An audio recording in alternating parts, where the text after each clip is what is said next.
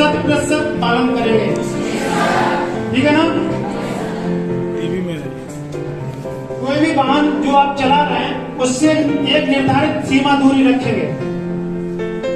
आपको अगर मान लो सामने गाड़ी जा रही है और आपने निर्धारित दूरी नहीं रखी तो हो सकता है कि आप उसने ब्रेक मारी, आप उसके शिकार हो गए।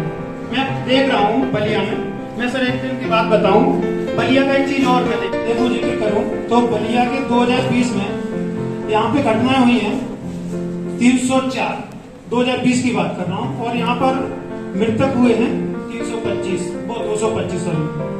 तो यहाँ पे मैं देख रहा हूँ घर से आप लोग बड़ा अच्छे मूड में निकलते हैं कि मैं घर जा रहा हूँ, पढ़ने जा रहा हूँ या अन्य कोई कार्य करने जा रहा हूँ, और रास्ते में पता नहीं आप अगर यात्रा नियम का पालन नहीं कर रहे तो एक घटना घटित हो जाए तो आप सोचिए, आप तो जो भी होता है आपसे मतलब सामूहिक लोगों से है, आपके साथ जो होता है वो तो होता ही, लेकिन यहाँ पर मैं देख रहा हूँ कि जरा पीछे सोचिए कि आपके घर वालों के दिल पे क्या बीतती होगी।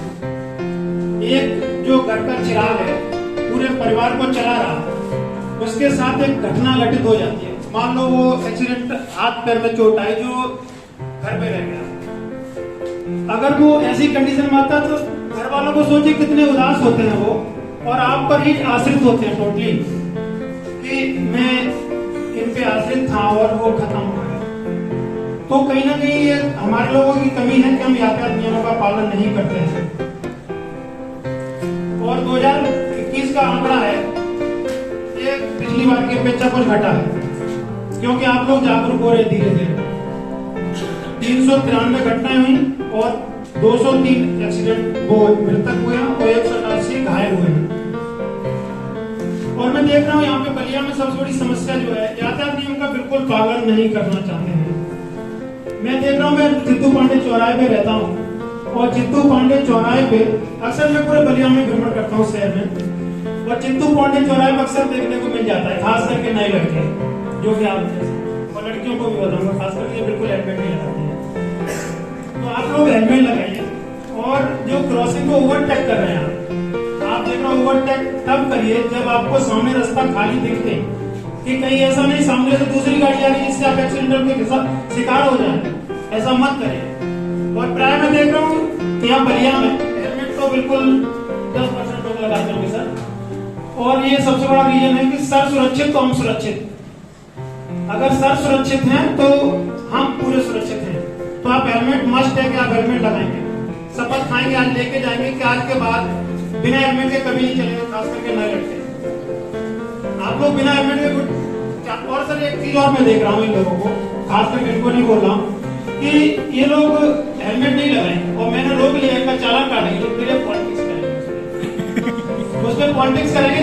मैं आपकी सुरक्षा के लिए रोक रहा हूँ, मेरा इंटेंशन या पॉलिटिक्स कराना या अन्य कोई इंटेंशन नहीं, ना मुझे आपको चालान 1000 काटने से कि आपका चालान कट जाएगा तो मुझे कोई पर्सनल फायदा है, या सरकार भी कोई योजना चला रही है तो आप लोग को सुरक्षित रखने के लिए, सड़क सुरक्षा जो भी चल रहा है वो आप लोग को सुरक्षित रखने का मकसद है और जिसमें सफल होना है। और आप, एक होता है नॉलेज ओरिएंटेड, दूसरा होता है एक्शन ओरिएंटेड। एक जो नॉलेज ओरिएंटेड हमारा जो अप्रोच होता है, आप कक्षाओं में तमाम अपने आवश्यकता के अनुसार विषय की जानकारी प्राप्त करते हैं, लेकिन उस सैद्धांतिक पक्ष का जब तक व्यवहारिक नियोजन ना हो पाए, जब तक उसका व्यवहार में उपयोग ना हो पाए, तो सैद्धांतिक पक्ष हमारे लिए बेकार हो जाता है। आज विश्व में भारत युवाओं का देश, और युवा जो कि ऊर्जा से ओतप्रोत होते हैं, इसीलिए मोदी जी ने भी जब प्रधानमंत्री होने के बाद एक राष्ट्रीय चरित्र निर्माण के क्षेत्र में जो पहला कदम उठाया अपने भारत में, क्योंकि एक बात पता नहीं आपका ध्यान उधर गया है कि नहीं गया है, स्वतंत्रता के बाद भारत की तमाम व्यवस्थाओं में से एक सबसे बड़ी जो कमी रही कि भारत में कभी राष्ट्रीय चरित्र के निर्माण पर प्रयास नहीं किया गया, बल नहीं दिया गया। राष्ट्रीय चरित्र का मतलब कि हमको ट्रेन में जाना है तो कैसे विधिवत लाइन लगा के जाना है। आप विदेशों में जाओगे तो उस देश का एक राष्ट्रीय चरित्र आपको दिखाई देगा। चाहे वो जापान हो, चाहे यूरोपियन कंट्रीज हो, चाहे नॉर्थ अमेरिकन कंट्रीज हो, कोई भी देश है, लेकिन भारत में उसकी कमी हम लोग को खलती है। और उसी कमी के कारण आज इस तरह के कार्यक्रम आयोजित करने पड़ रहे हैं। इसलिए चूंकि आपके समय इस तरह की जागरूकता, चाहे वो राष्ट्रीय स्तर पर हो, राज्य स्तर पर हो, प्रादेशिक स्तर पर हो या क्षेत्रीय स्तर पर हो, इस तरह की जागरूकता अगर आई है तो आपका भी उत्तरदायित्व, आपकी भी जिम्मेवारी पहले के पीढ़ियों से ज्यादा बढ़ जाती है। और सबसे बड़ी बात कि जो भी सूचना आपको प्राप्त हो, उस सूचना का जितना ही ज्यादा प्रचार प्रसार होगा, हम लोग अपने उद्देश्य में उतना ही ज्यादा सफल होंगे। जैसे एक छोटा सा उदाहरण आपके थोड़ा सा क्षेत्र से अलग होकर मैं बता रहा हूँ। अब हमारे गांव में अभी भी more than 65% population rural area में रहती है, गांव में रहती है।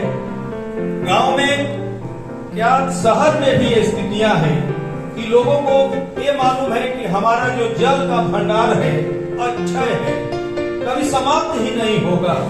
जबकि आप जब आंकड़ा देखेंगे तो आप भी चिंता में पड़ जाएंगे कि जो जल आप उपयोग कर रहे हैं, जो हमारा अंडरग्राउंड वाटर है, वो 1% भी नहीं। आज का जो आंकड़ा है मात्र 0.69% ही जल उपलब्ध है। और आप देखिए जल का कितना दुरुपयोग हमारे द्वारा किया जा रहा है। तो कहने का तात्पर्य कि जो आप क्लास में सीख रहे हैं, जो आपको बताया जा रहा है, सर द्वारा जो आपके सुरक्षा के लिए बताया जा रहा है, मुझे पूरा उम्मीद है कि आप इन सूचनाओं को केवल अपने तक ही सीमित नहीं रखेंगे, आपसे संबंधित जितने लोग भी होंगे उनमें भी प्रचारित प्रसारित करने का काम करेंगे। क्योंकि युवा पीढ़ी ही किसी भी क्षेत्र को आगे बढ़ाते हुए अंततः राष्ट्र निर्माण में योगदान देती है। इसीलिए हमारे प्रधानमंत्री मोदी जी भी कहते हैं कि हमारे विचारों के जो मैसेंजर है, जो हमारे दूत हैं, वो युवा पीढ़ी ही है। तो आप पे जिम्मेवारी ज्यादा आ जाती है। आपसे हम लोग को भी इस बात की उम्मीद है कि आप आज जो क्लास में सीखे, जो भी सूचनाएं आपको मिली, अपने तो पालन करना ही करना है। अपने जो आपके संबंधित हैं, संबंधित नहीं भी हैं, आप प्रयास करके इन सभी सूचनाओं को प्रचारित और प्रसारित अवश्य करेंगे। हमारे महाविद्यालय में सर की इतनी व्यस्तता के बाद भी यहाँ पर आना हुआ, इसके लिए पूरा महाविद्यालय परिवार आपका आभारी है। सबके तरफ से आपको हार्दिक धन्यवाद।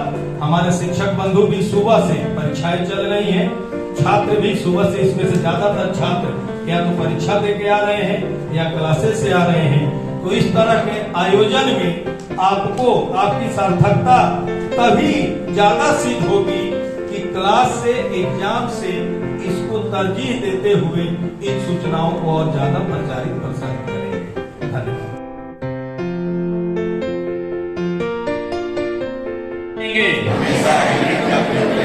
कभी भी शराब पीकर गाड़ी नहीं चलाएंगे। कार चलाते समय हमेशा सीट बेल्ट का प्रयोग करेंगे। वाहन चलाते समय कभी भी फोन पर बात नहीं करेंगे। साथ ही